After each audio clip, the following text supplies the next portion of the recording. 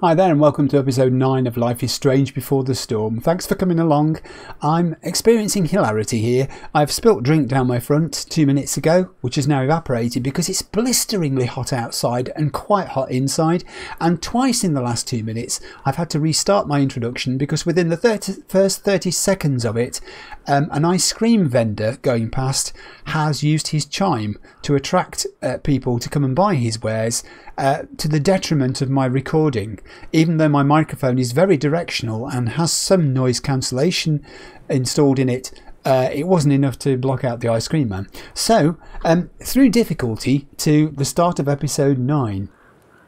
This will be the last episode of the main storyline playthrough. It won't be the last episode of Life is Strange Before the Storm, however, because in episode 10 I'll be doing the farewell bonus content. So there's that to look forward to. I'm really looking forward to it. I have been told without any detail that it is separate from but connected to what's gone on in Life is Strange Before the Storm. I don't understand that. I'm looking forward to finding out what it means.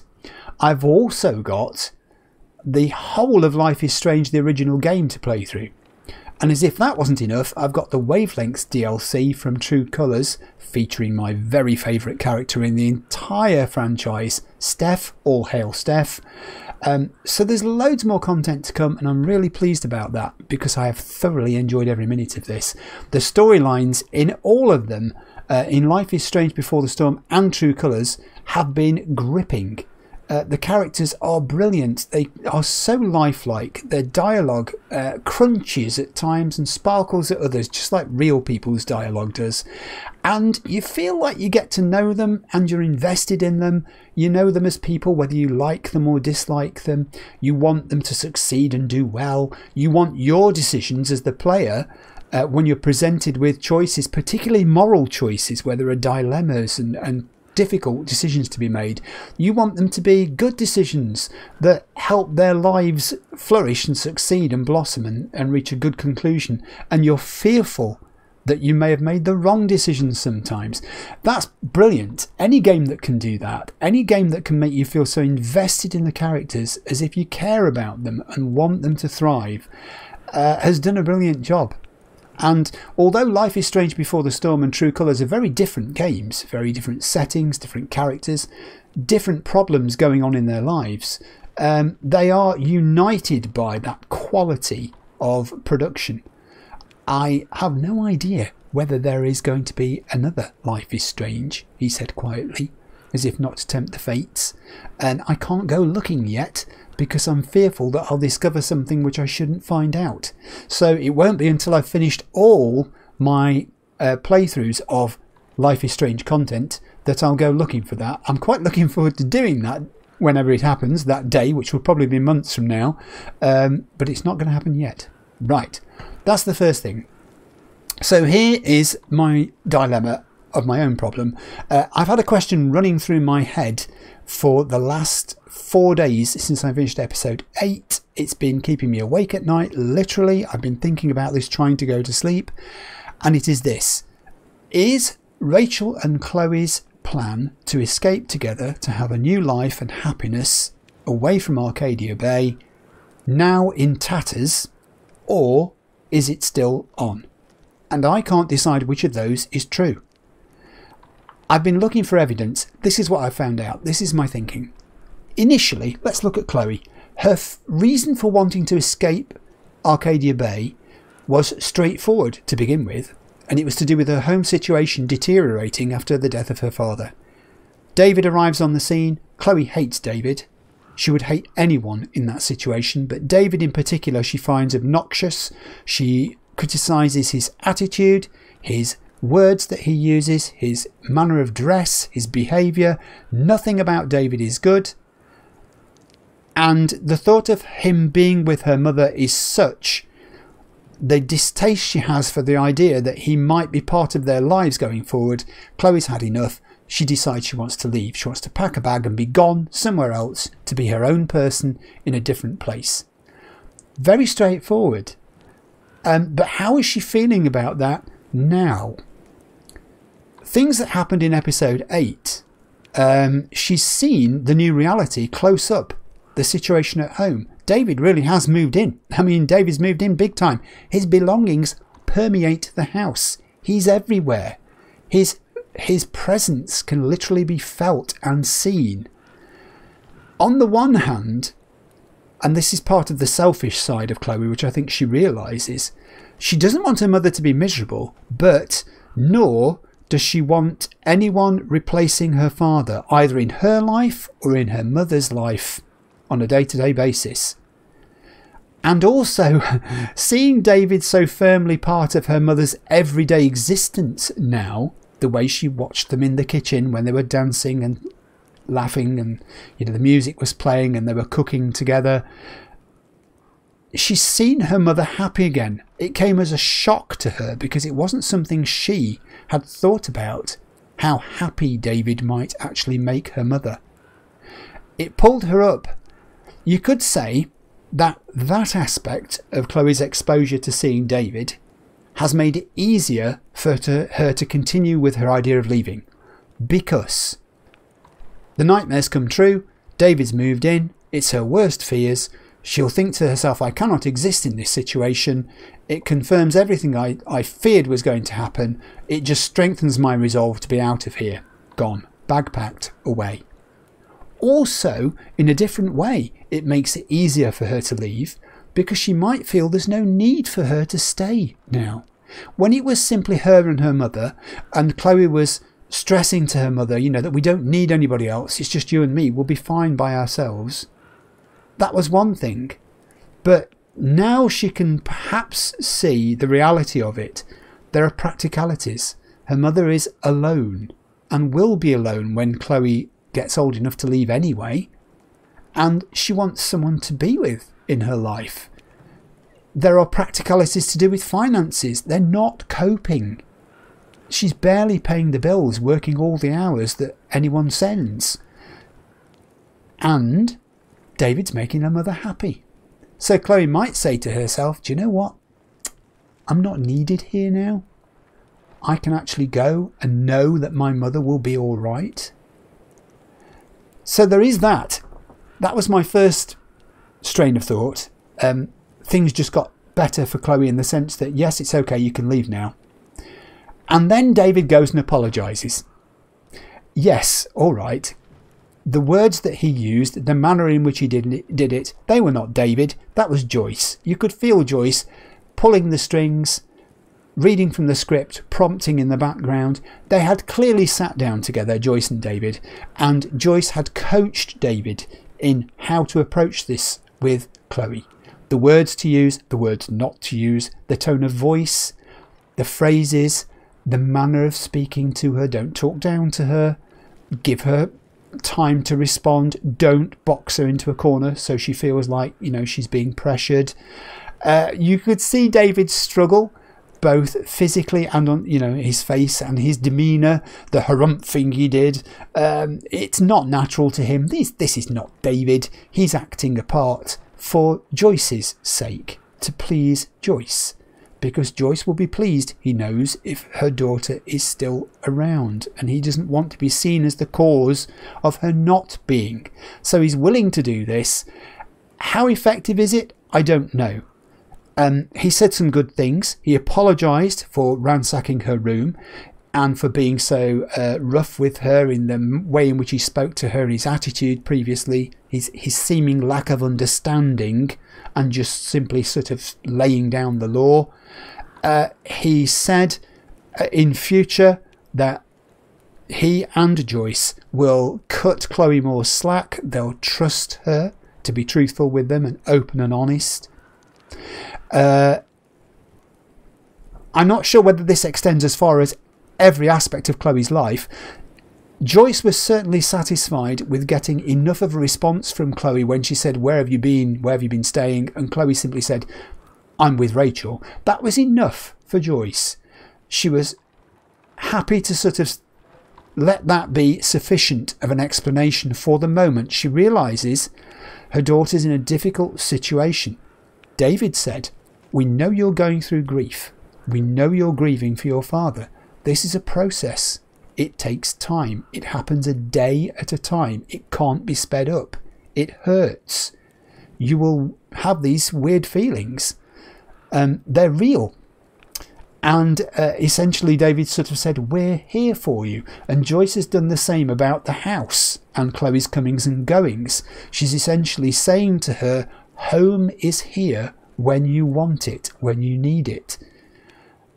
Whether this is enough to convince Chloe that life at home has changed sufficiently, substantially, for it to make it possible for her to live there and remain in that situation, I don't know.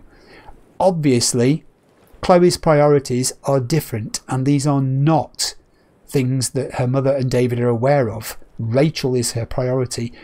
They do not know the truth of everything that's going on. But it did make me think, on the one hand it's been made easier for Chloe to leave, but now on the other hand, perhaps it's slightly more difficult. Talking of Rachel, this is the second strand of my thinking. Initially, Rachel's reason, I bumped my table, for wanting to leave Arcadia Bay was straightforward. She felt that she had been betrayed, lied to by her adulterous father who'd badly let her down. She could no longer trust him. She no longer wanted to be the perfect daughter in the idyllic domestic setup that the Ambers perpetuated on a daily basis. She wanted away from there. She wanted to pack a bag, leave, become her own person, be Rachel Amber, who she thought she was, not the Rachel Amber who her parents wanted her to be.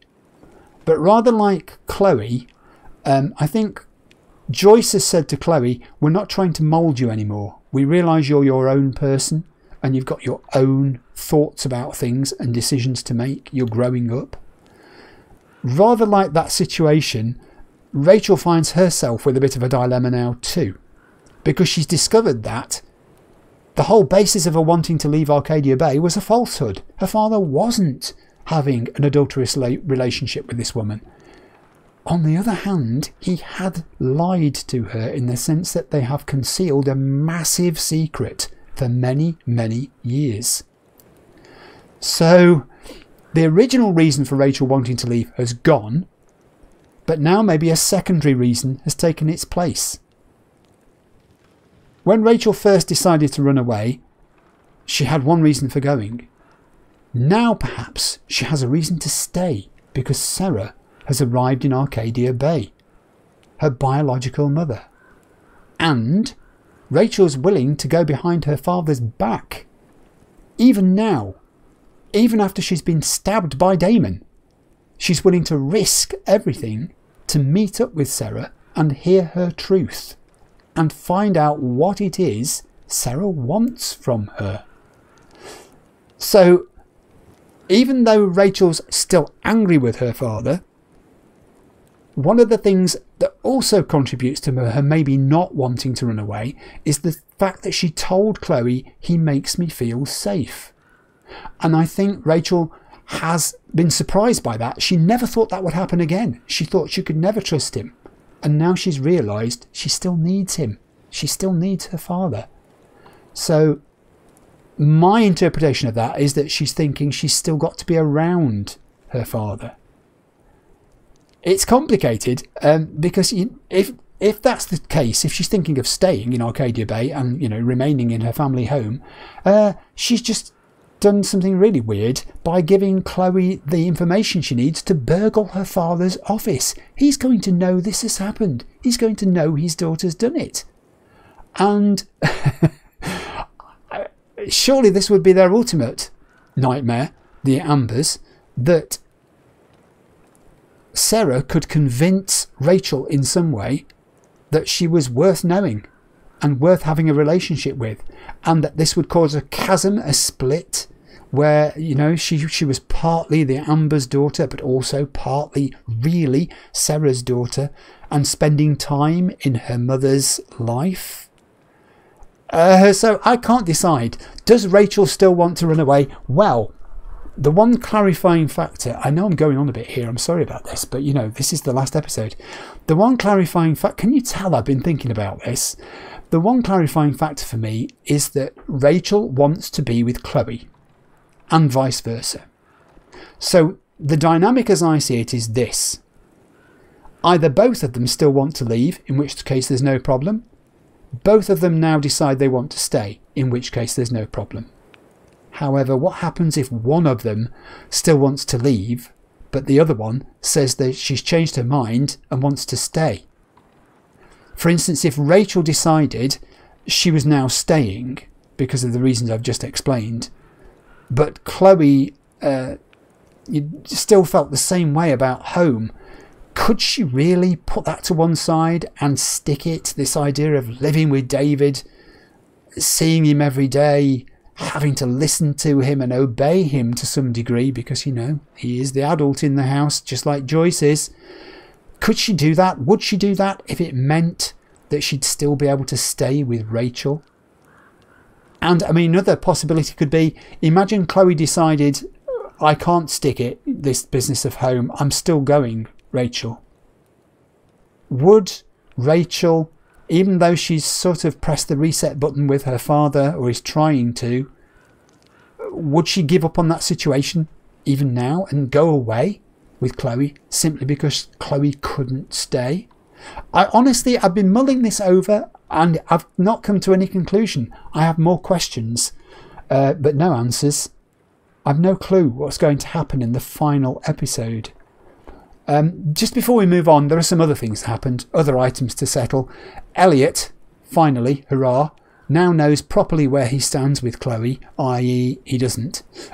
He realises that Rachel is the person who Chloe wants to be with.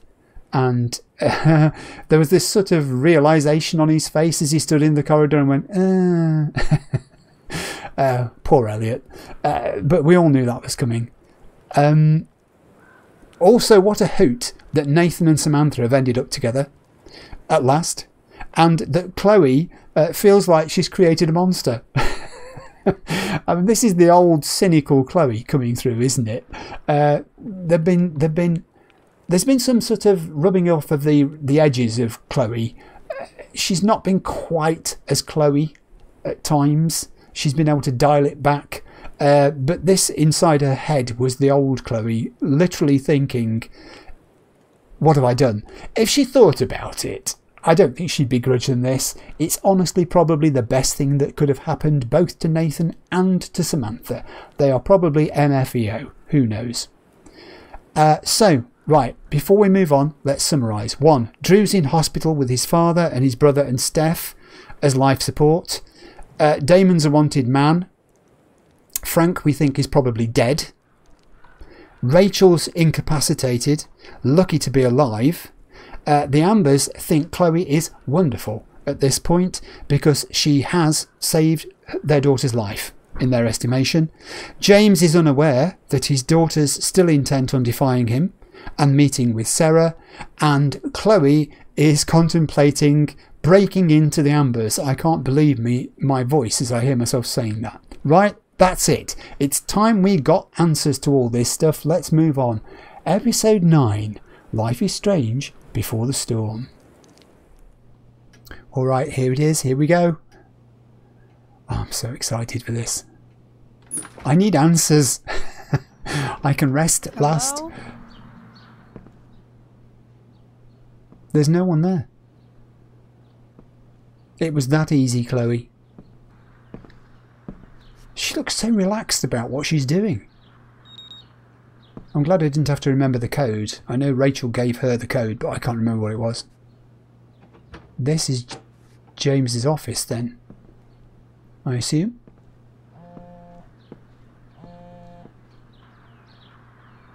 Did you hear that, Chloe? Chloe, did you hear that? I need to search this office for any communication with Sera that can help me find her. Yeah, it's James's mobile. His secret mobile's in that bottom drawer, Chloe. But first... If it can rain ash, I guess it could snow in LA. Yeah, we've got time to shake a snow globe. What's the pressure? So they could come home at any moment and discover you in James's office. What are you gonna? How would she explain this away? I suppose she could say Rachel had... It's the big one. It is. Rachel had sent her to get something, but it seems a bit thin, doesn't it? And why would she be in James's office? File? James has a file on Frank. I'd love to read this, but I've got to focus on finding Rachel's mom. Yes, first things first, come on. So we're not going to do that. It's not going to let us anyway. Dad Award. Best dad? That stuff is all politics anyway. That's my Chloe. That's the cynical Chloe we all know and love. What was that? Oh, we're going to investigate. It's time to find out. What?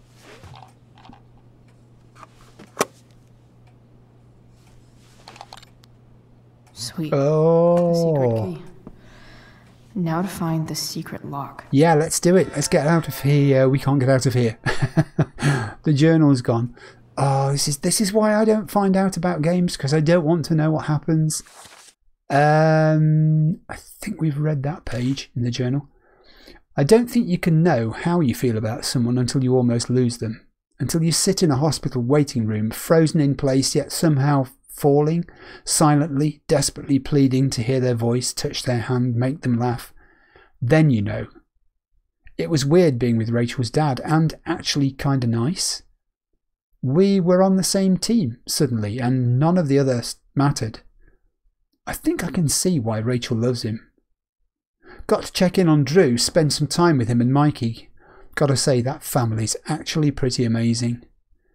After what felt like forever, Rachel woke up. Even with everything that happened, she's still focused on finding her mother. So I am too. Here's the plan. I'm going to dig around James's office, find whatever I can about her, and track her down so they can meet. I don't care how tough it might be. Chloe the Bounty Hunter.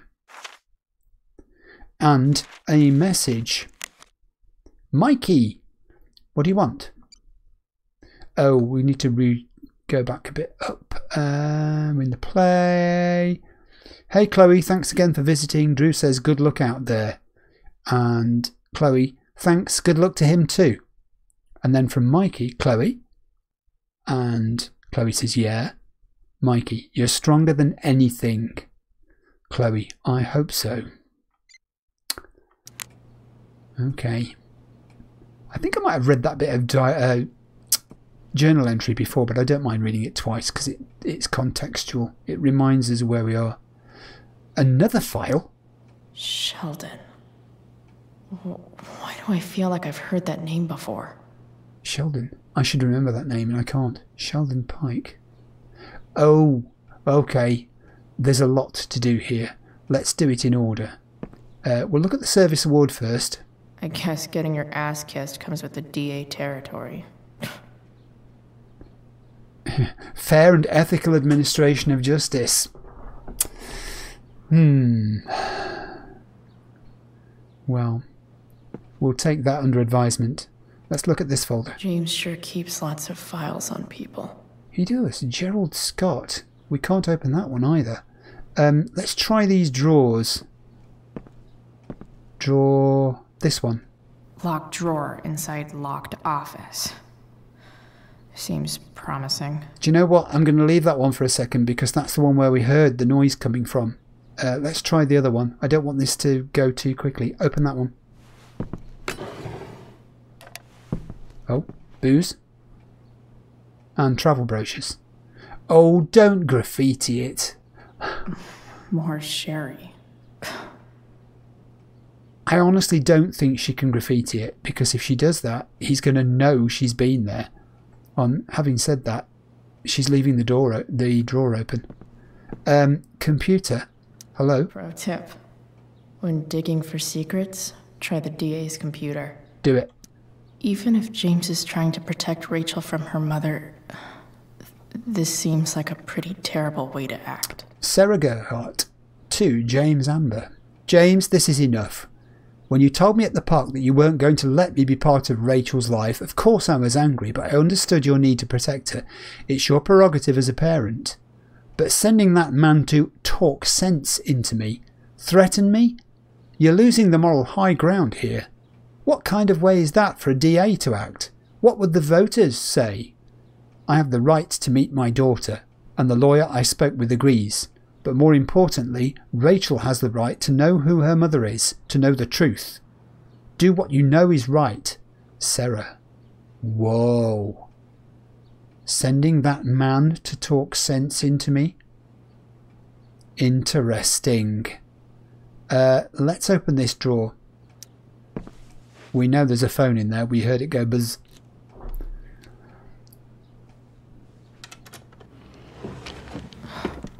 Welcome to Shadyville.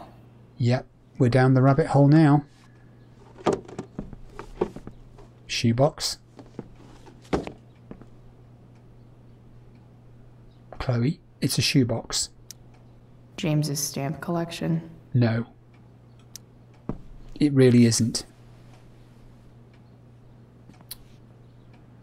Well, that's one more thing than I thought would be in there.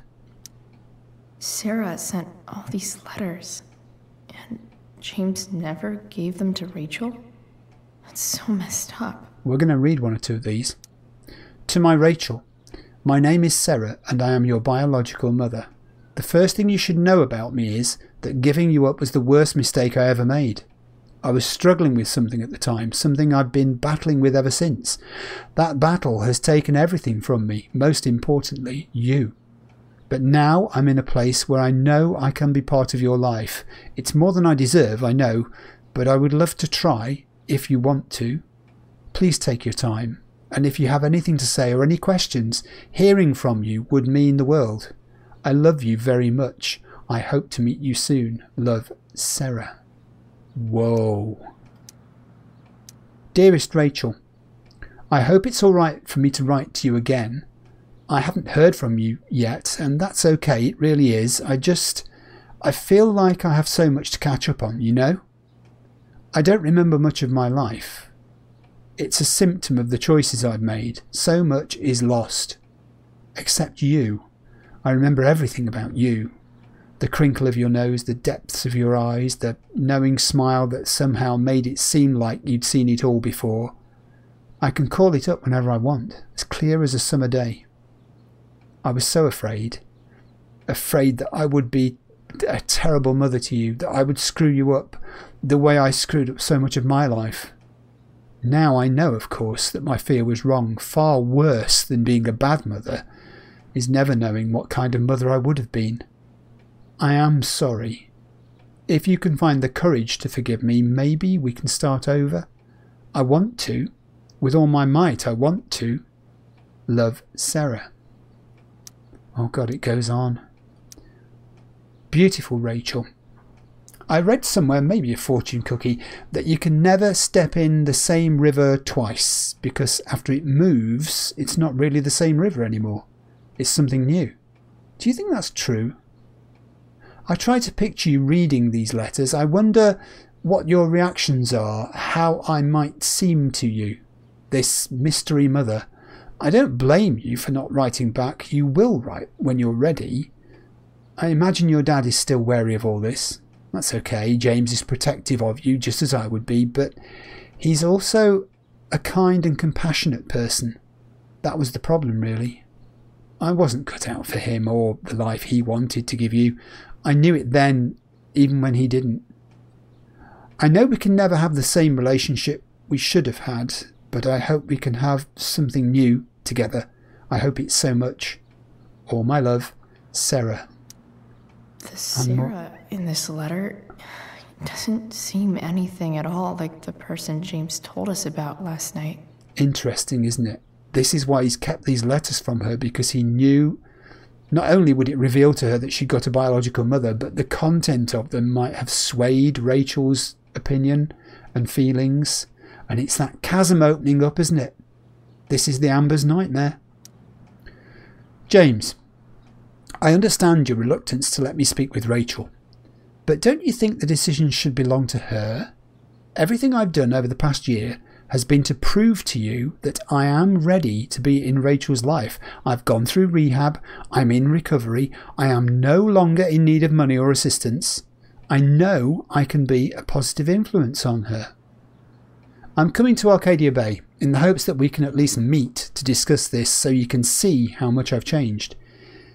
If you have any feelings left for me at all, you will give me a fair chance to prove myself to you, and hopefully to Rachel too. You were the love of my life once. Please don't take this away from me. Sera. Ooh, this is heavy stuff. Ooh. Costerman and Shapiro family law cease and desist. Whoa. Dear Mr. Amber, I represent Sera Gerhardt, lawful mother of Rachel Amber and petitioner for partial custody of Rachel Amber, her lawful daughter. Please take notice that Oregon law requires current guardians of minors to respond in good faith to any and all lawful petitions by parents to re-establish contact with their children. On behalf of my client, I hereby demand that you cease and desist from unlawfully denying contact between Sera Gerhardt and Rachel Amber. You are now considered to be on notice that continuing refusal will result in a petition for suit filed under Oregon Family Law Statute 42-4B, Tillamook County Family Services. This letter constitutes your final notice on this matter. Sincerely, Kevin G. Shapiro, LLC. Oh, wow. This drawer is a minefield of information. So, this looks like Sera stopped cashing the checks James sent her. She did. Guess he forgot to mention that during his story last night. He did, didn't he? He only, even at that point, when he was explaining to Rachel, he only told her part of the truth. He told her what he wanted her to hear. Wow, that was illuminating. And now, can we pick this phone up? I've got to walk around a little bit to get to the right, the right part of the thing. Oh, I have no criticism of this game, but the controls are a little bit picky at times. Edging her forward. I want the phone. Give me the phone. Oh. Okay, if I get stuck here, I'm going to edit this bit out. Let me just walk back this way.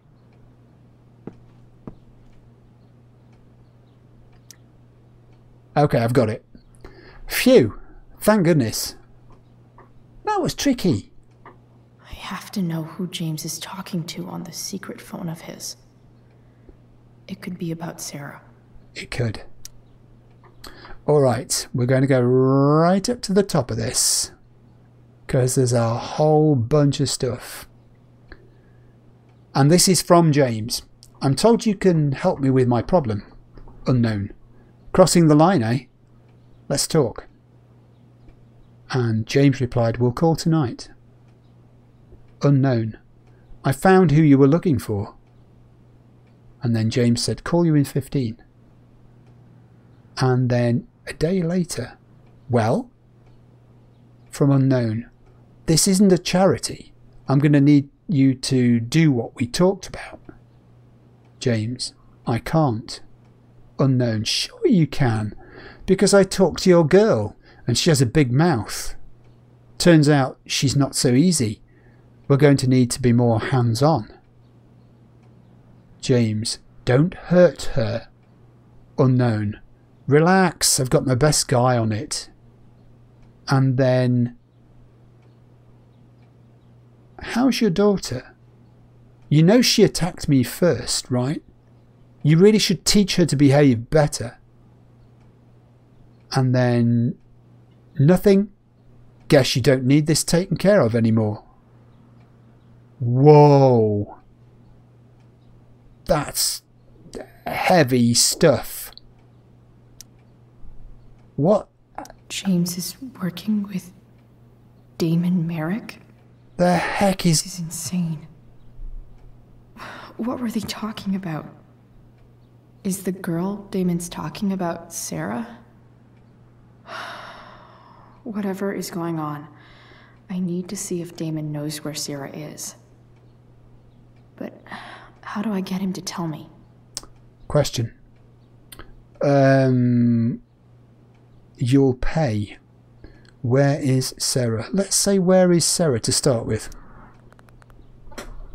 He thinks it's James. So we're using real names now. I'm going to go back and rewind that because it's going too quickly. While it's whizzing past. Here we are. Where is Sera? So we're using names now. Relax, man. It's simple. Either you do what I want or your little problem becomes a big problem. Now, did you take care of the evidence or not?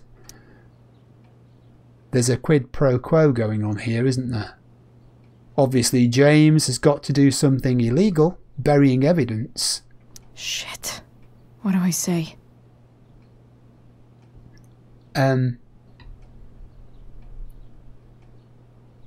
You first. You first.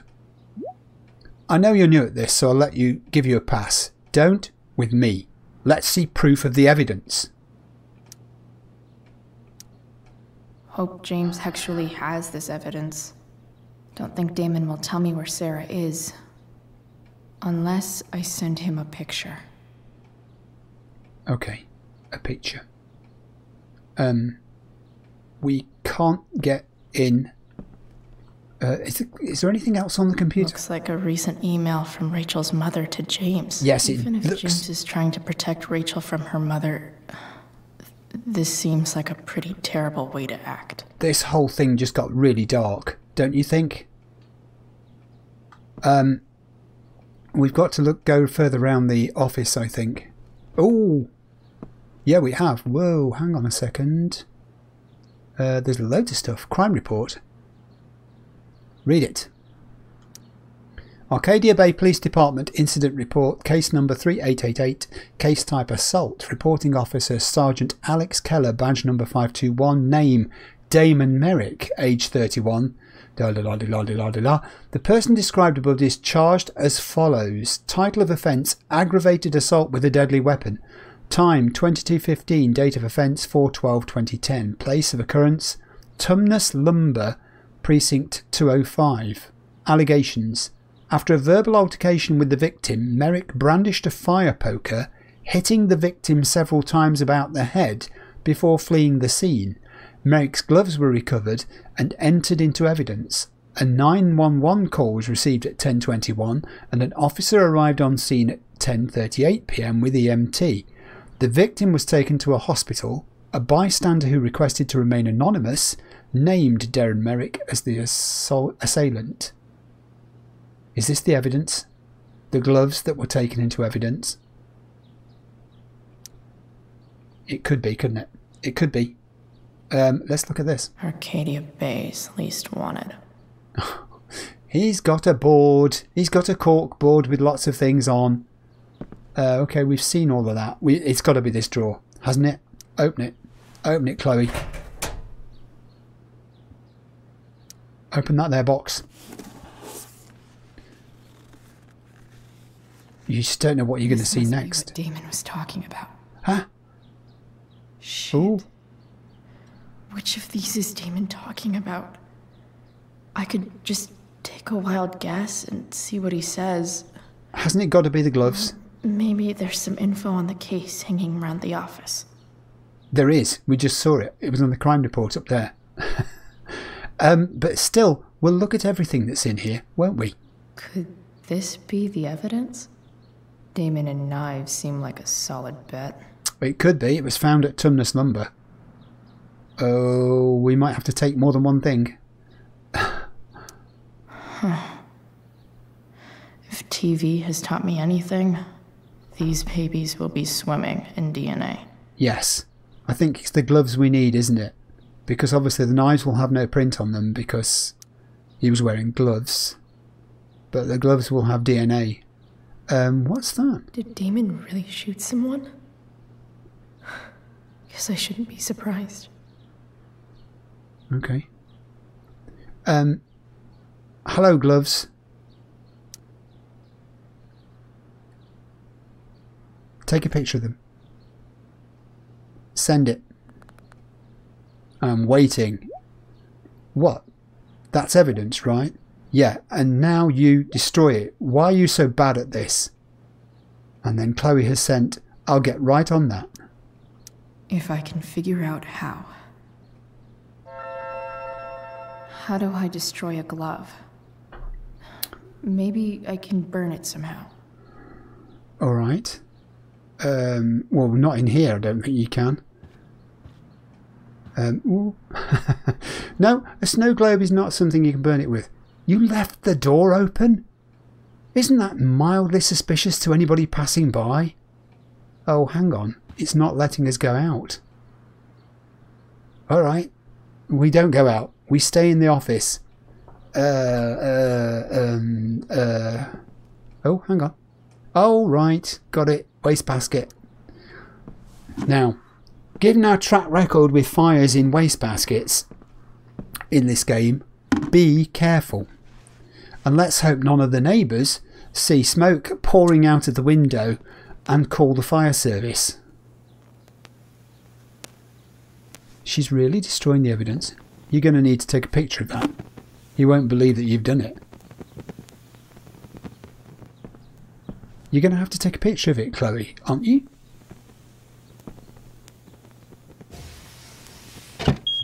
Oh!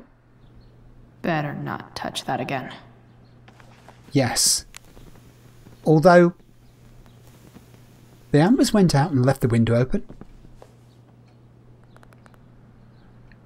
You've taken care of it. Good. So, since you're destroying evidence, might as well tell me which of my guys was the snitch. We don't know which one was the snitch. Well, let's just do the no more. We've done the evidence. Where is she? No more games. Sorry, Chief, but I think you're going to do what I asked. Tell me who it is, or maybe you'd rather deal with your problem yourself. Oh, heck. Damn. I hope James has something here to tell me who Damon's informant is.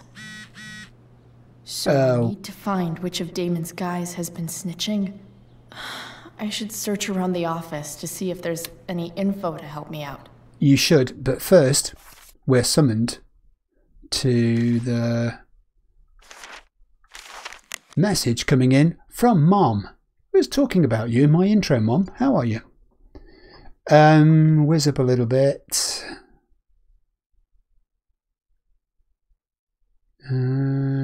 Planning support time. Do you think you'll be home? Don't wait for me.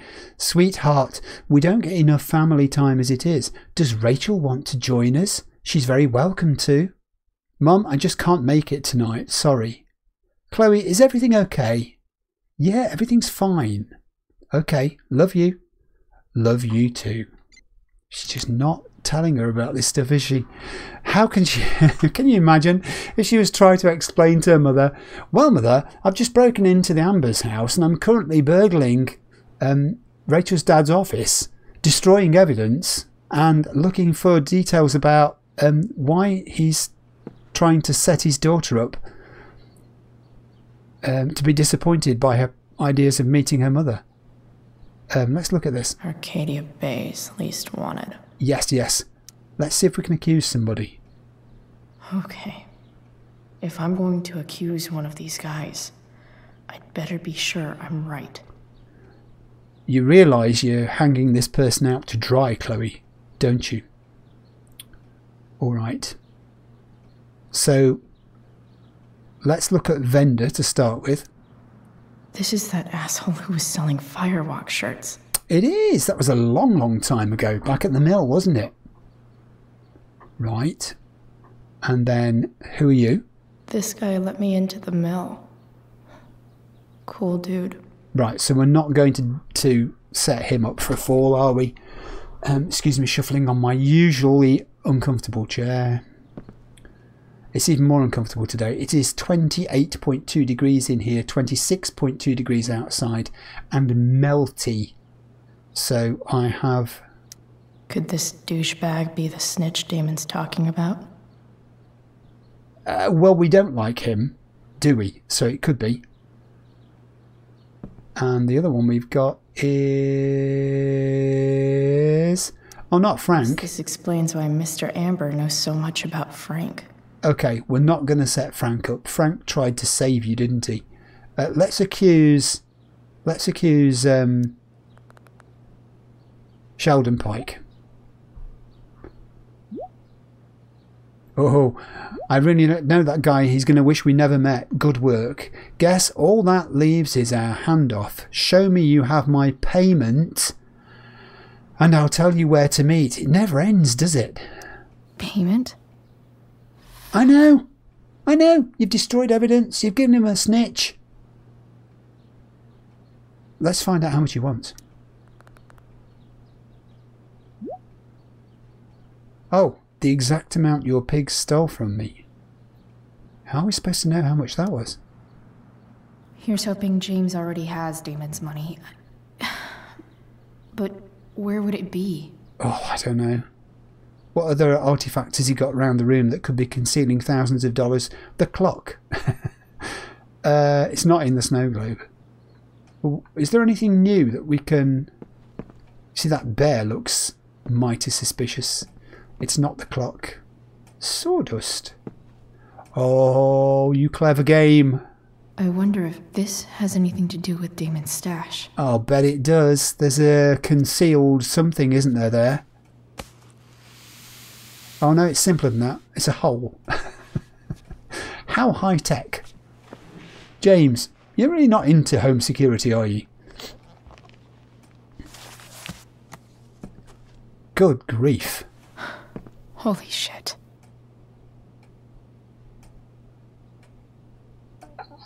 I don't think your future as DA is going to be very rosy after all of this. That must be thousands of dollars. No wonder Damon wants it so bad. Yeah, send him a picture. Let's do this.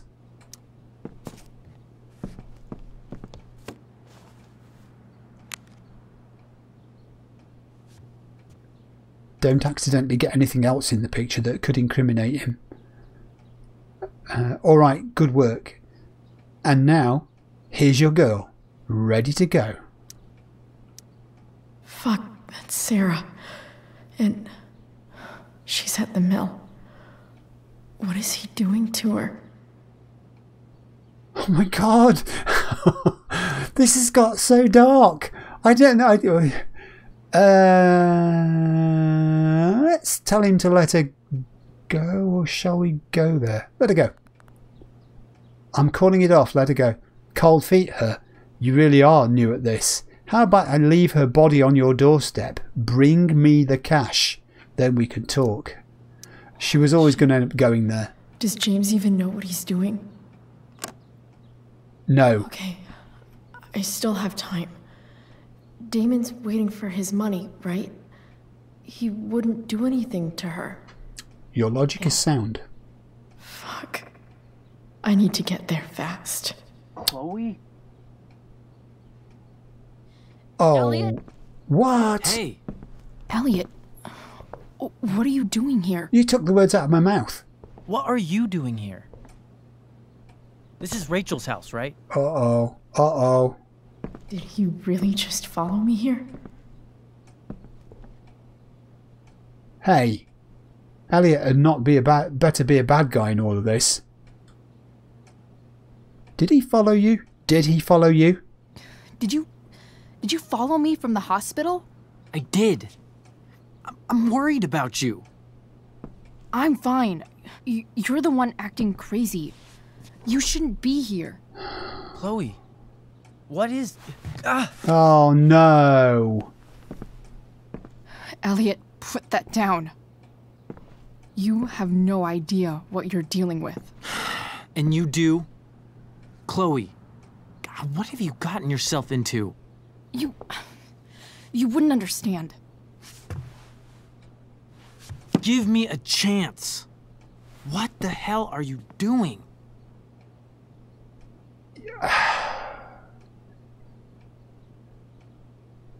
I wonder if Elliot could be a help here. Tell him it's Rachel's mother. I can't talk much about it. It has to do with Rachel's mother. Her real mother. And that explains you breaking into the DA's home. Yes, having Elliot. This? Yes. Believe it or not, Yes. Yeah. I'm so sick of you not seeing who Rachel really is. When will you realize what she's doing to you? Elliot, just take a step back. No. You need to listen to me. What has your relationship with her gotten you? You don't know what you're talking about. First night you hang out, what happens? You end up in a fight. You see, this is a thread I had right at the very start, where I questioned whether Rachel Amber had a hidden agenda in all of this, and whether she was a manipulator. And then I dismissed it because she seemed so sincere. She saved me. You don't know what you're talking about. Rachel saved my ass. I'm sure that's how it seemed to you. No, that's how it was. Stop suggesting that she's somehow Wasn't it? bad The for... next day she convinces you to skip school. Magically, she barely gets in trouble. And you get suspended. We're going to stick with this idea that Rachel was good about all of this. Rachel was there for me. She did everything she could to protect me. I guess it wasn't enough, huh? You don't understand. You weren't there. You weren't there, Was she Elliot. protecting you when she made you take part in a play you didn't want to be in? She let you make a fool out of yourself. Seriously, man. You need to shut the fuck up before... I've been quiet long enough. Oh, I wouldn't say that. Look, Rachel is an amazing actress. And I don't mean on stage. She's fake. You're real. And I hate to see her manipulate you like this. Elliot, I promise. No one is manipulating me. No? Just look where you are now. A high school dropout. Hanging out with criminals and breaking into houses. It's crazy. It just as easily could have been you in that hospital today. If that ever happened... Yes, Elliot? Let's appreciate the concern. We're going to try and keep him on side. I see where he's coming from and I see his argument, but I don't want to disbelieve Rachel. I don't. Look, I hear you. I appreciate the concern. I don't think you do. She just said she did. Elliot. I'm the one who cares about you, Chloe. Oh. Me, not Rachel. It's time you saw the truth. What does that mean? It means you're going to stop thinking about Rachel and pay attention to me now. For once. Uh-oh. Elliot's gone off the deep end. Ambulance for Elliot, please. Let's calm him down. Elliot, please. I know you're upset, but... I'm not upset! I think you are. I'm trying to help you. We're gonna walk past him or call for help. We're gonna walk past him. Look, I'm sorry, but I really need to go. That was a big mistake. Why did you make me do that? Can't you just listen to me?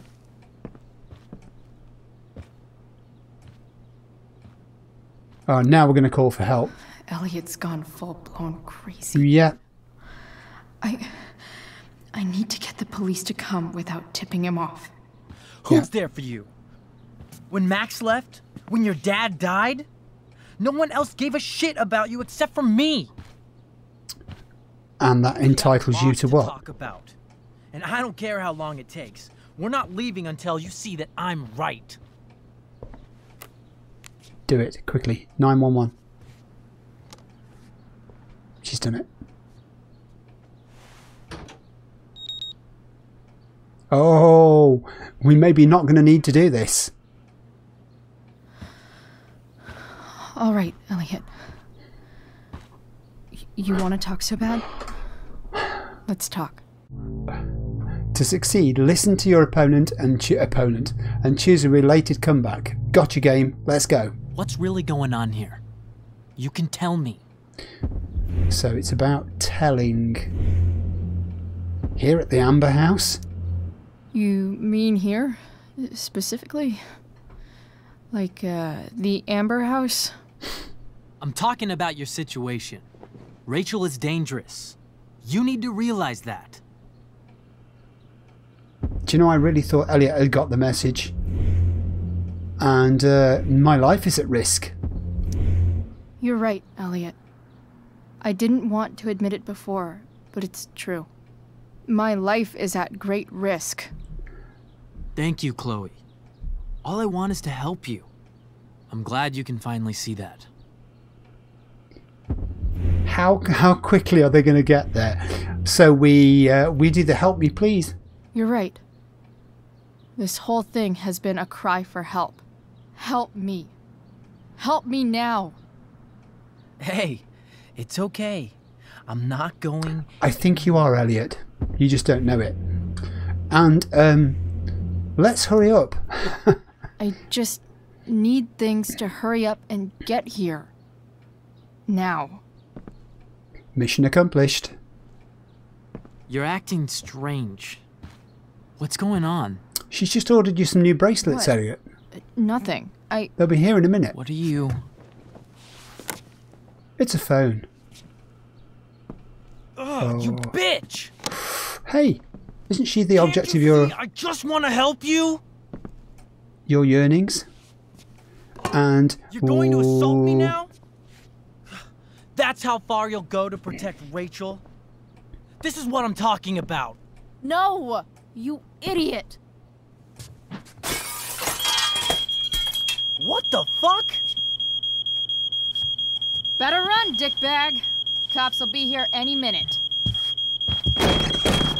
let's hope they get there and grab him. Well, actually, no, because they'd grab Chloe as well, wouldn't they? Exiting with a big pile of money. Oh, good God. Do you see what I mean about the storyline? It's just amazing. Guys, if you've not played this game, you've got to get it and play it. It is melting in my office stroke hobby room today, where my computer and everything is set up. She's driving that truck. I'm on my second carbonated beverage. After I did my intro, I went downstairs and got another one. We've got the money. We've got the... Whoa!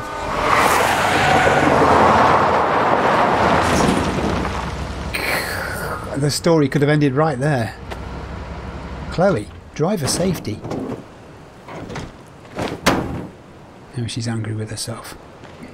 Come on, you've got a plan. You know what you're doing. Don't doubt it. What are you doing? You said time was of the essence. So we're there. much destruction. All because Rachel got angry at her dad, who's been lying to her all her life. Yes. He's still lying. Yes. Hey, being a dad's tough. That doesn't justify what he's done. No, it doesn't. I'm just saying, I'd probably do anything to keep you safe. Hey, Dad, Yeah? did you ever lie to me? Whoa. I don't mean telling me that ashtray I made for Mom wasn't a piece of crap. I mean, like, really lied about something that might hurt me to know. What do you think?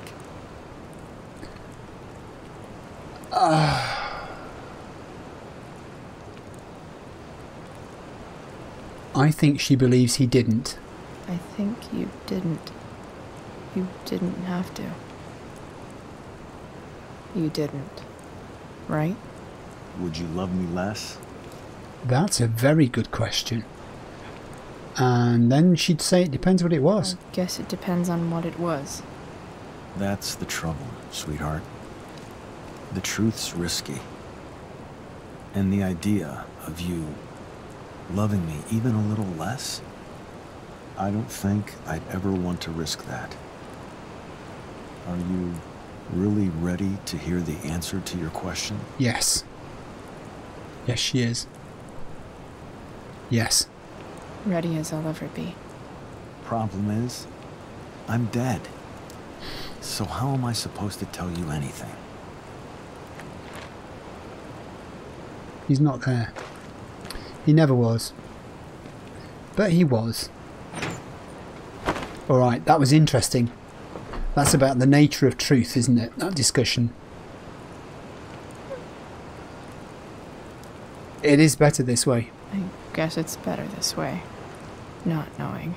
Yeah, you never need to know. And I'll always be the perfect dad? Kind How of. many people get to say that?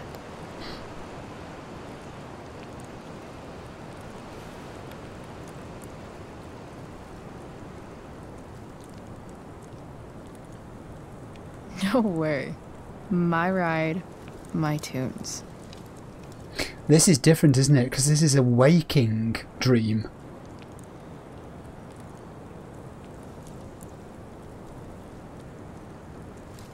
I think she's set aside all the questioning of Rachel's intentions. I think Elliot's... Some of what Elliot said could have made sense, logically. Am I seriously going in to face Damon Merrick? All for Rachel. Am I crazy? Hella crazy. But you're not alone. I'm glad you're here, Dad. Yeah, yeah. You don't want me to go? Nah. I like the company. We like the company. You don't want to miss this. No, you Things don't. are about to get real. Your daughter's going to do you proud, I hope. I'm not sure. I have no logical basis for saying that. I just have a gut feeling. I could be wrong. Do you know the weather? The sort of humidity, the atmosphere is perfect for this. It's just uncomfortable. It's just how you need to feel. Alright. You have reached your destination. That old battered truck's been more reliable than some cars and vehicles that are on the road. She knows her stuff. Shit. Right. Is that blood? Yes. Ooh. I hope we're not being watched. Oh God, is this... This can't be Frank. That's what I was thinking.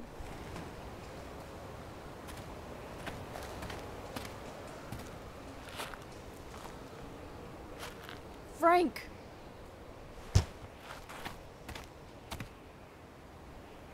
If he's there, he's not answering you. If he can't answer you, he's either not there or he's not able to. Shit, this is bad. I'll get you help, Frank. But first, I've got to help Rachel's mom.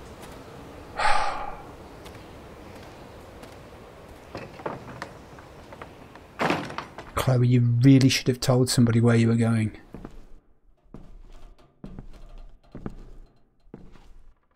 Do you know what's interesting about this episode so far? Rachel's not been in it. This is entirely focusing on Chloe. I don't know. Let's go looking. Ooh. Okay. I am sheet metal. Why do we need to move it? Don't mess with Damon Merrick. Oh, you know you want to. Don't tell me what to do. Bong. Glad to see the bone made it. Mm-hmm. We're going to look at everything we can here because why wouldn't you? Sign. No more beer. No more time. I've got to keep moving. Chloe, should we really do that? A knife might not be a bad idea. Oh, God. Never thought I'd have to say that. Come on, then.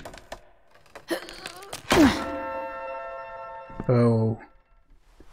Game's telling me we have a knife in our hands. I'll just switch to the other side so you can see that. Uh-oh. Alright, there's a phone there, it says. But are there any other things around here? Sera's got to be in here somewhere. I know this, Chloe. Oh, read it. 5:17 p.m. Sheldon. You gotta believe me, Ina. And then Sheldon. I'm not a goddamn snitch. Sheldon. Who the told you that?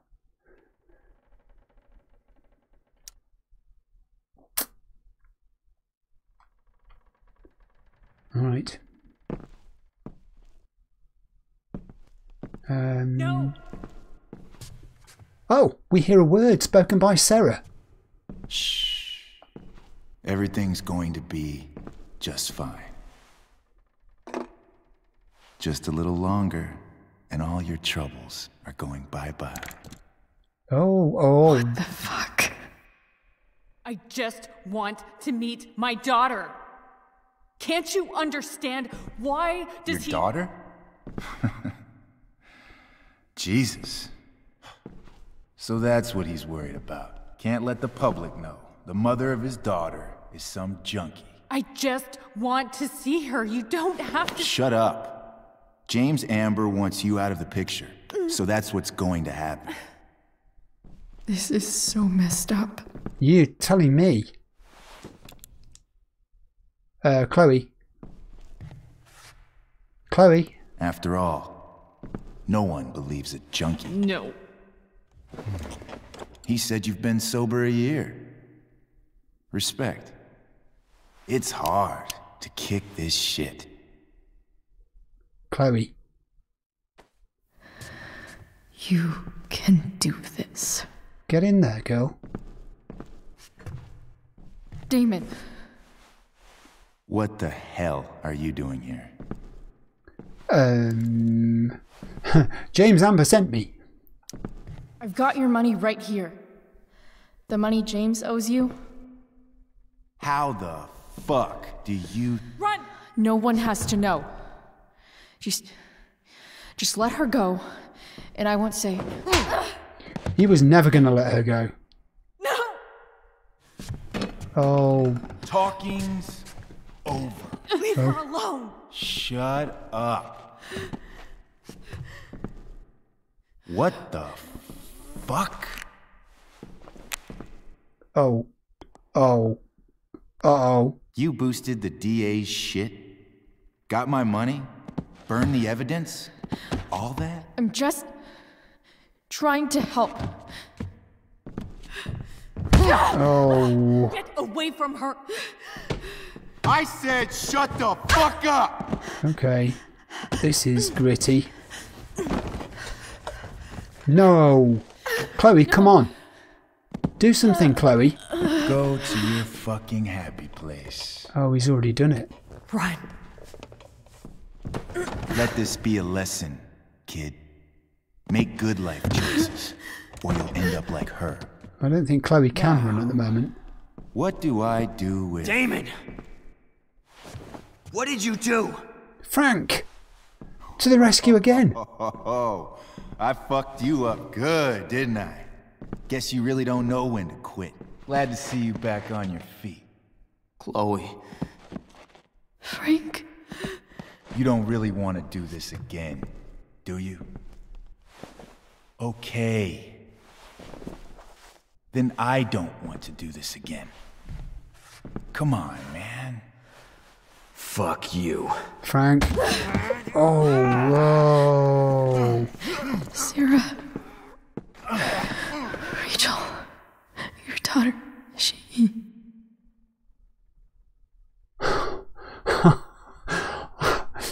I'm a wreck.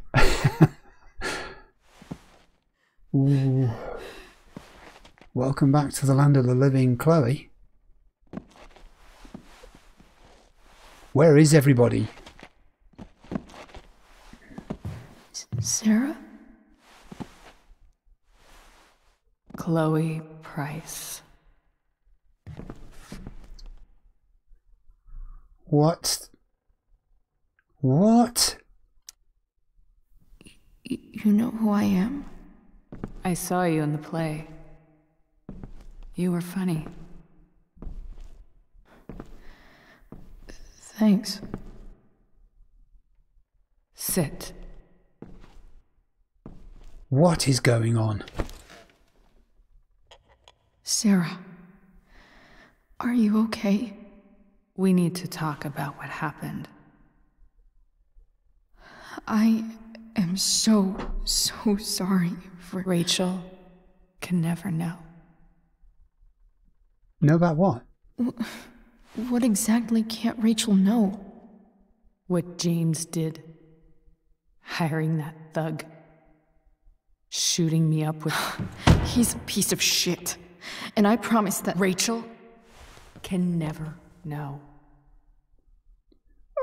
We don't understand this. Tell me why. Doesn't she deserve to know what her father did? No.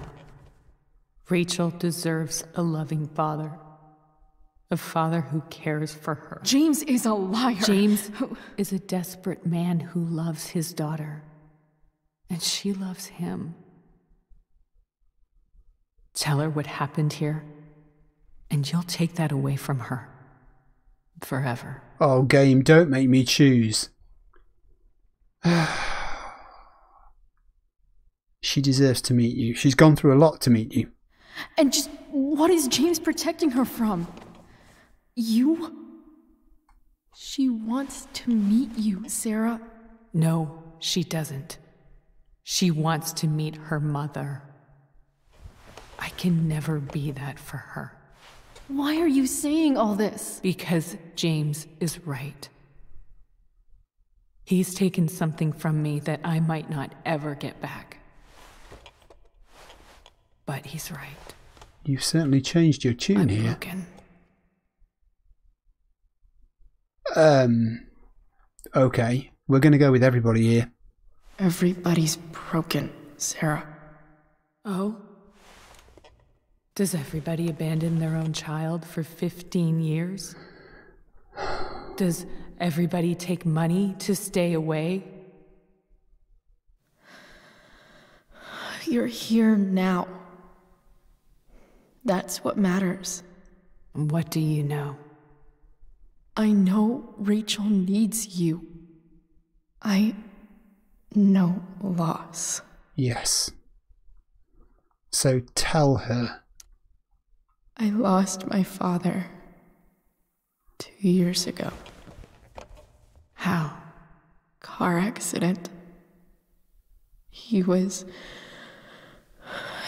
picking up my mother from the grocery store, and a truck ran a red light, and that was it. Good job Mum wasn't in the car too. I'm sorry. Come on, this has got to make a difference, Sera. Think. You don't know what this is to me. Every pain. Every fear. Gone. No more sadness. No more grief. Why would anyone not want to feel that way? Ever. Keep going with the Rachel. I don't know anything about addiction, but I know what it's like to be needed by someone. Yes. It gives you strength you never knew you had. Rachel needs you. Rachel needs her family. I recognize I might not know what the fuck I'm talking about here. That's a good line to use. I wish you could know how amazing Rachel is. I know. She's fearless. She's brilliant and talented. And she feels so much. She's so strong. She's had a good life. Raised in a loving home, given opportunities I could never give her. At least talk to her. Yeah. She's felt like something's been missing her whole life. She told me so. That something was you. Chloe's being She very didn't miss persuasive. anything. She has a perfect family. She has the illusion of a perfect family. Even without all this shit, the Ambers are far from perfect. James is an elitist asshole, and Here's to James's and Rose definition lets him according to walk you. all over her. Ooh, Maybe. that's a little harsh. What Rachel needs, though, is not to have her father taken away from her. He doesn't It's deserve. not about James. It's not about me, and it's not about you. It's about Rachel. Tell her what James did, and you'll be killing him for her. You understand that, don't you? You lost your father. Do you really want to put Rachel through that? Alright, dilemma. Or trilemma. The thing is, if she tells Rachel what her father did, will she not understand that her father did it for her? But then the part about him putting the frighteners on Sera is the thing, isn't it? That aspect of it she would not forgive. She could understand him doing a deal with Damon to burn evidence and all the rest of it, but not if it meant that the reason for it was getting rid of Sera from her life. Let's go down the letter route. The worst mistake you ever made was giving Rachel up. Good. That's what you said in your letter to her. Good. You read that. You don't have to make the same mistake twice. Nothing can change the mistakes I made. I'll never get to be Rachel's mother. Not really. But there's one thing I can still do for her. The only thing I can do. Which is what? Let me give her the father she deserves. The one who raised her, protected her. The one who loves her more than anything. You can do whatever you want, Chloe. You have the power. What you have to decide is whether you're going to protect Rachel or cause her even more hurt. Oh, wow. So please, tell her I was never here. Let her have what peace she can without me.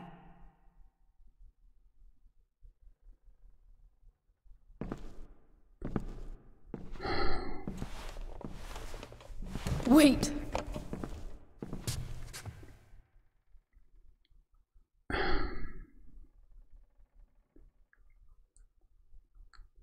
If you give her Rachel's bracelet, Rachel's going to want to know where it went.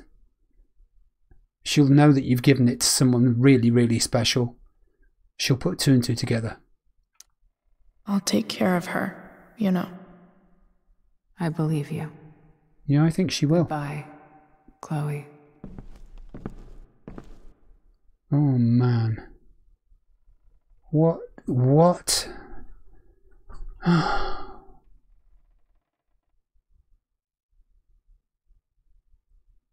It's just not black and white, is it? It's all grey. Oh, great. Oh, no. Well, Sera's gone. So, to that regard... Oh, look, her parents are exhausted. Did you hear that? That was the mail arriving. Hello? Hi, Chloe. Rachel's just fallen asleep. As did you. I mean, Mrs. Amber's totally blameless in all of this. I know she'll be thrilled to see you when she wakes up. Maybe come back a little later. And she will. Hey. Oh, she's woken up. Go back to sleep, kiddo. You need your rest. No Can I talk chance. to Chloe? Alone? For a minute? Yes. Okay, sweetie. We'll be right outside.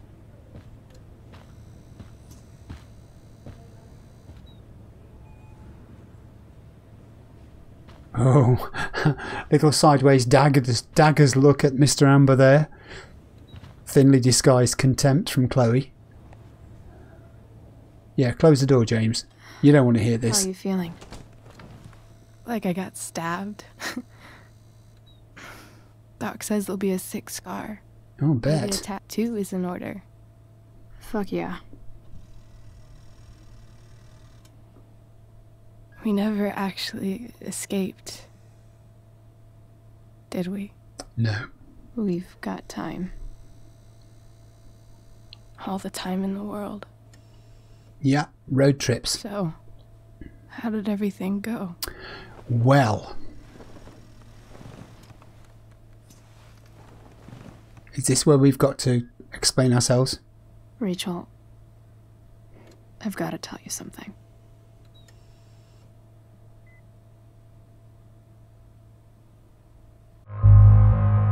Oh.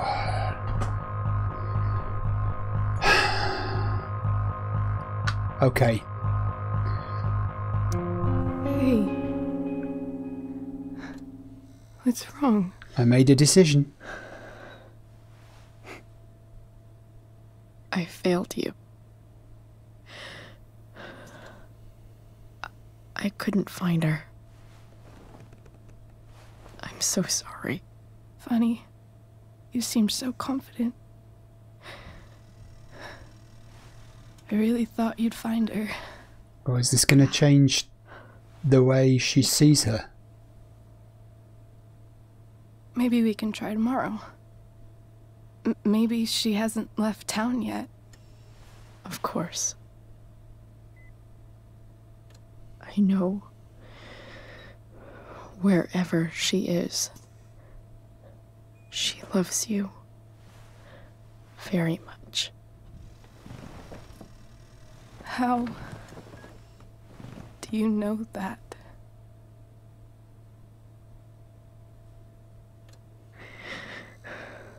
Because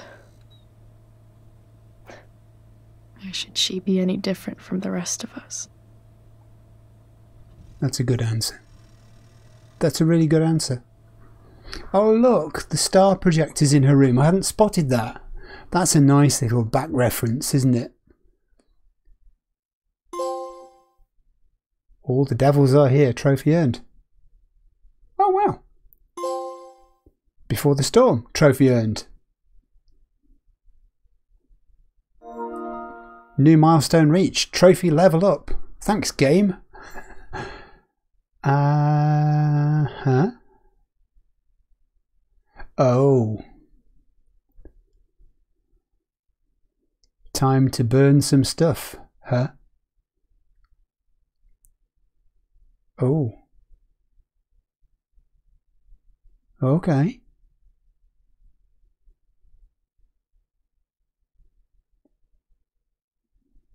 Yep, it's going on. No, it's not. It's not going on the fire. Have another beer.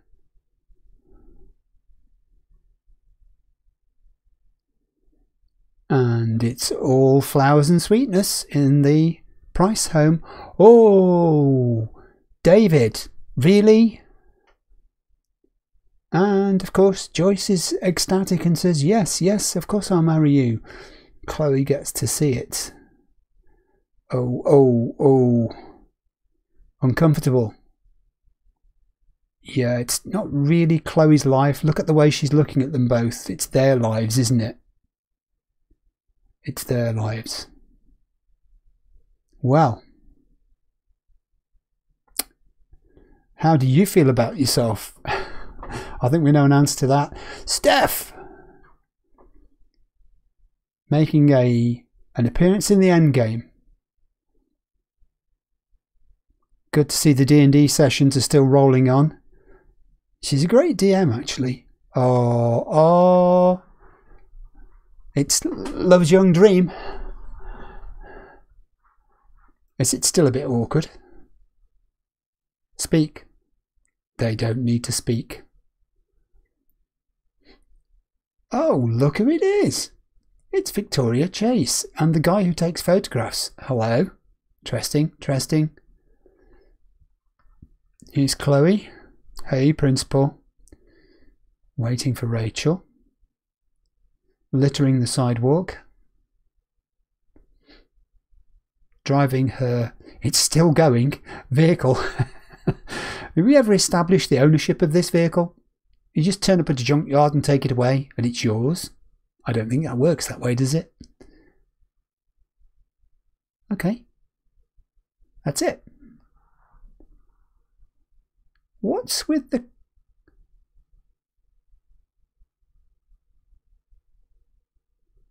crow? The crow. I thought the crow was associated with bad things. Didn't we keep seeing the crow?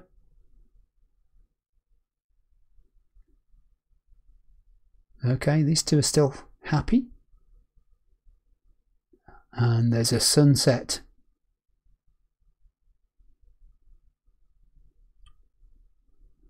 Maybe it wasn't a crow, maybe it was some other sort of bird. Is that it? Are we at the end? We're not at the end.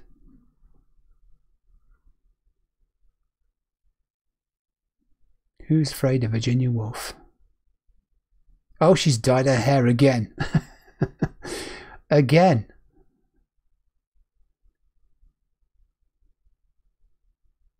Maintaining the look of it. I'm guessing there's a load of music in this section because that's why we can't hear any dialogue or anything. But we kind of don't need it to get the gist of what's happening. They're planning their road trip. They've still got the place at the junkyard where they hang out and apparently do graffiti, lessons in graffiti and tagging with permanent black markers. She's getting better at it. Oh wow, could be more inventive than that.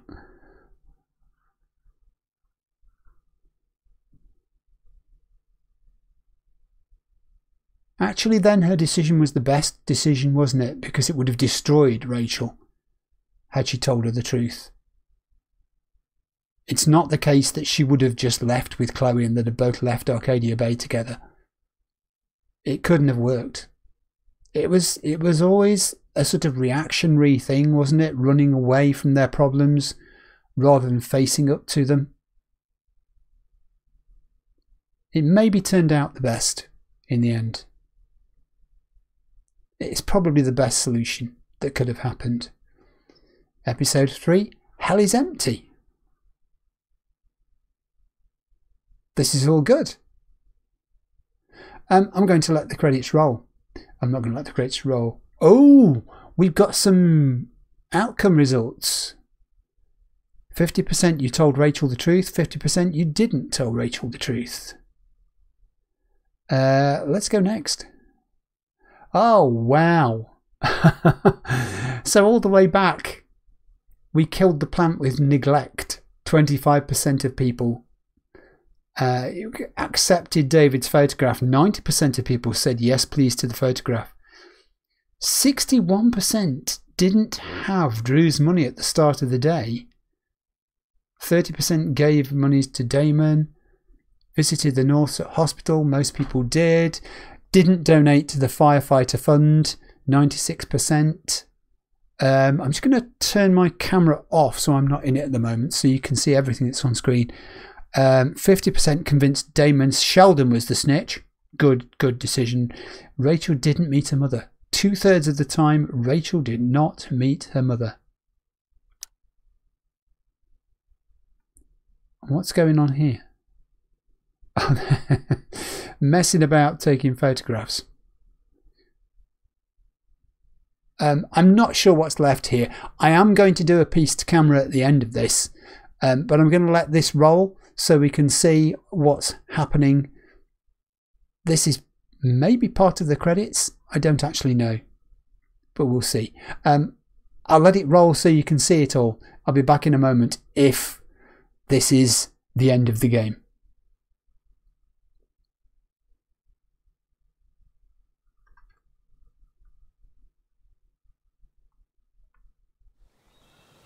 so I've given myself several hours to cool down and calm down after the dramatic ending to episode 9. So much was going on. Here's what I think about that, and looking back at the series too. Episode 9 was really special because the pace of it was frenetic. The pressure on Chloe was intense and unrelenting all the way through. The action followed her, she had loads of screen time, she had masses of important decisions to make, and they were time pressured. She didn't have a lot of time to think.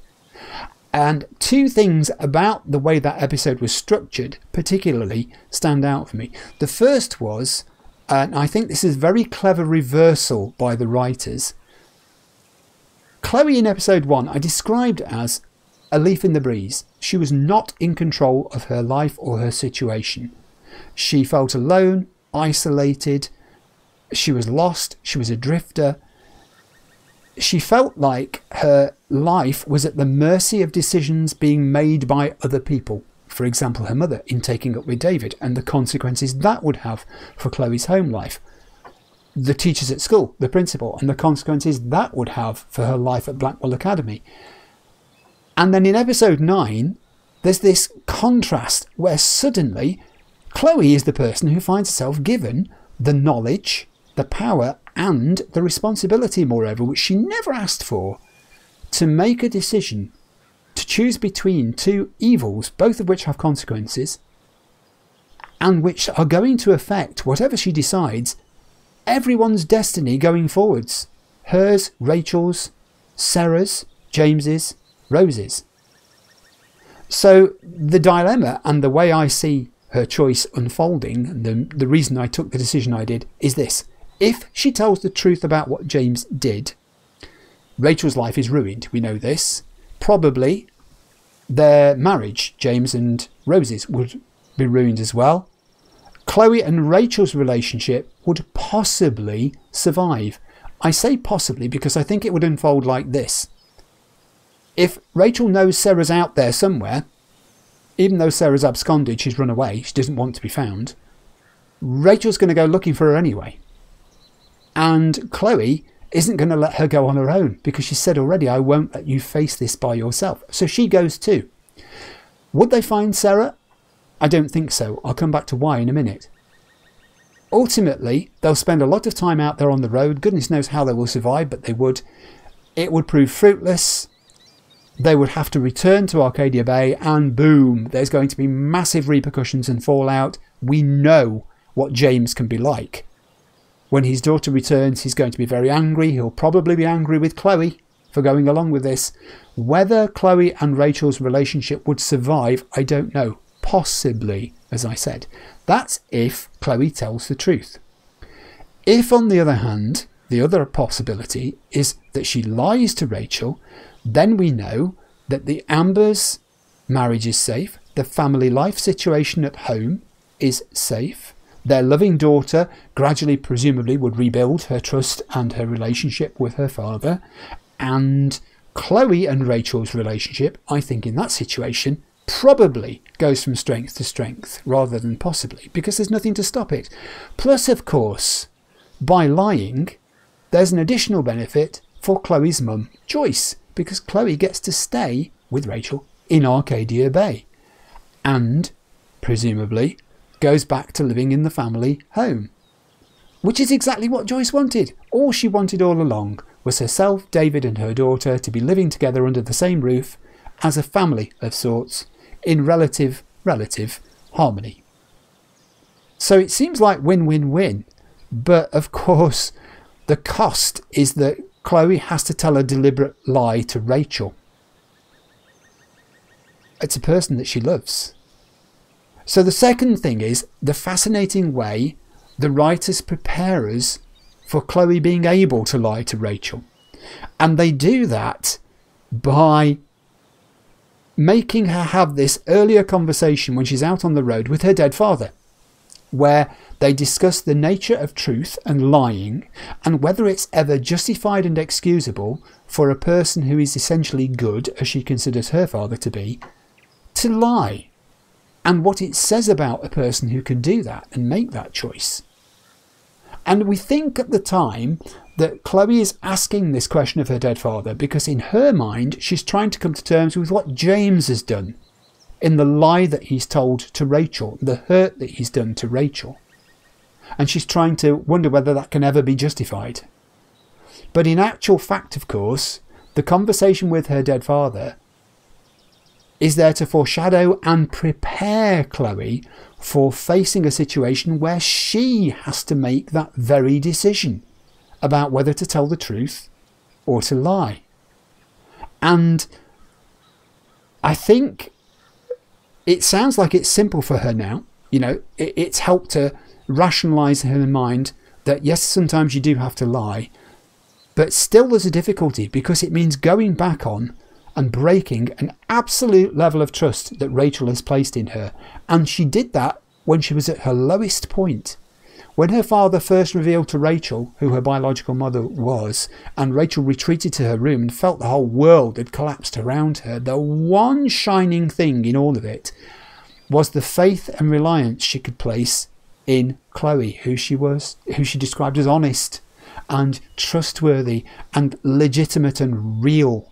You know, this person who would never lie to her. And now she has. And Chloe does it not to protect James. Effectively, she couldn't care less what happened to James. She's repulsed by his hypocrisy. She'd quite gladly see him exposed and prosecuted even.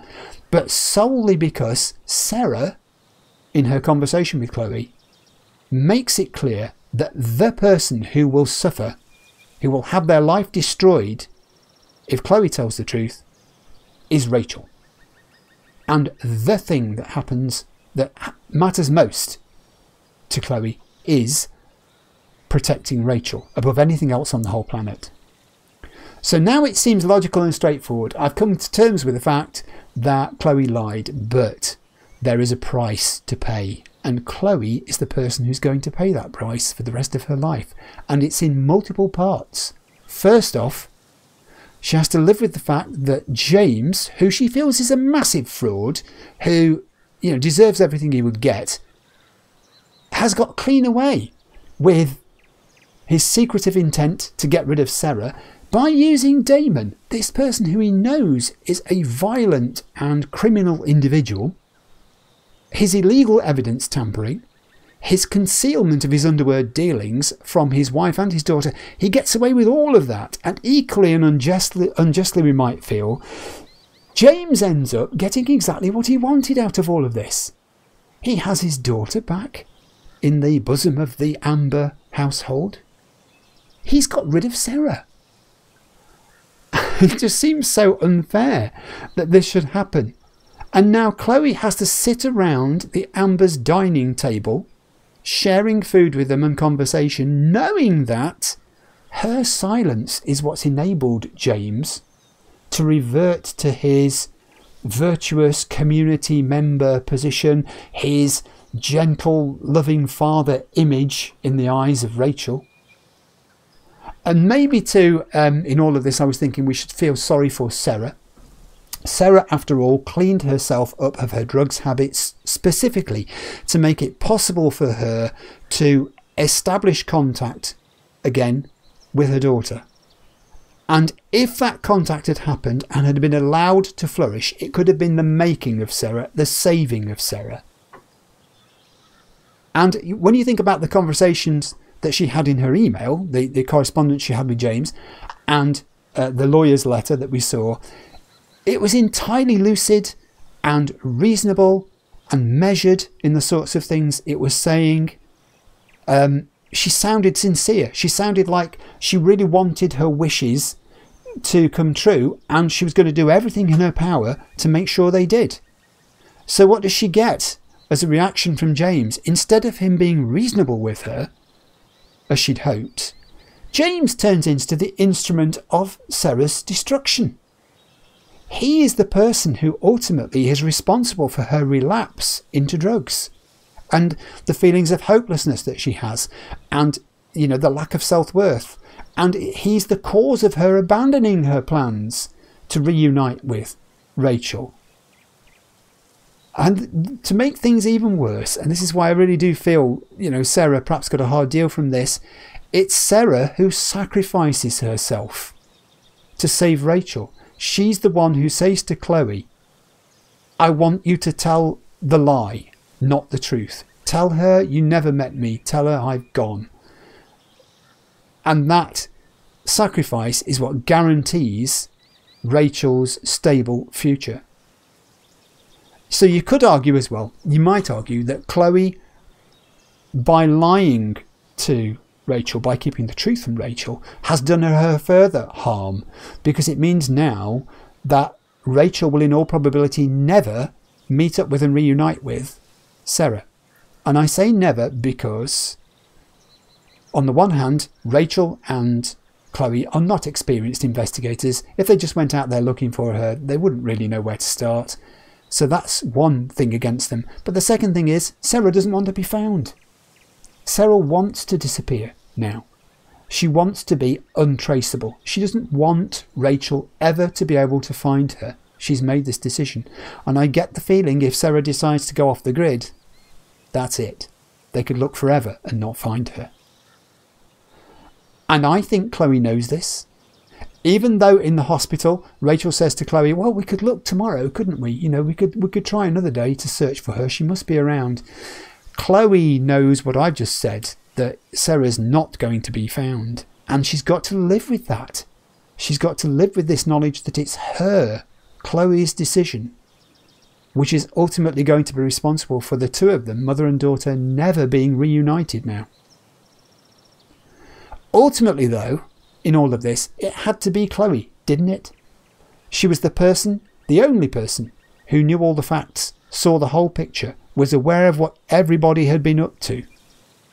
She had to be the one who made the choice, the ultimate decision, about whether Rachel would be told the truth or a lie, and ultimately whether Rachel would be safe and happy as a result.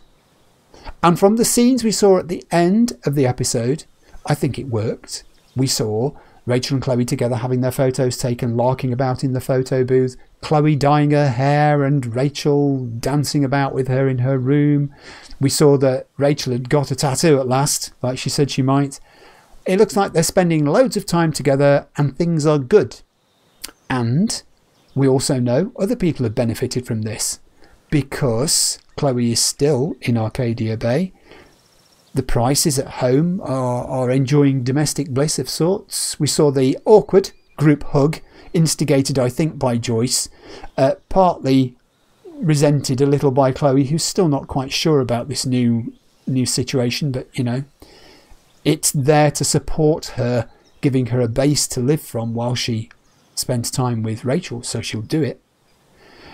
We even saw other characters maybe marginally affected by the presence of Rachel and Chloe still in Arcadia Bay. Samantha, hesitant, a little shy. Nathan, hesitant, a little shy. Sort of getting used to spending time in each other's company. Wordlessly, but it was comfortable, wasn't it? We saw Steph and her friends. That was all good. The only person I think who would not be affected either way by Chloe's decision to lie or tell the truth was Elliot, who we saw looking miserable, packing his things. Is he leaving Arcadia Bay? Has he, has what he's done and the reputation, when word gets out of how he's behaved, been so bad that he can't stand it and he's whatever? I don't know. So it looks like at the end of episode 9, the outcome we got by Rachel telling a lie, by Rachel being lied to, I beg your pardon, by Chloe, was the best outcome we could have hoped for. Except, there's one thing bugging me. Right at the very end of the episode, there's a scene which I presume is Rachel's house, the Amber house. Rachel's phone is lying on a table. It's ringing. It's rung 17 times before.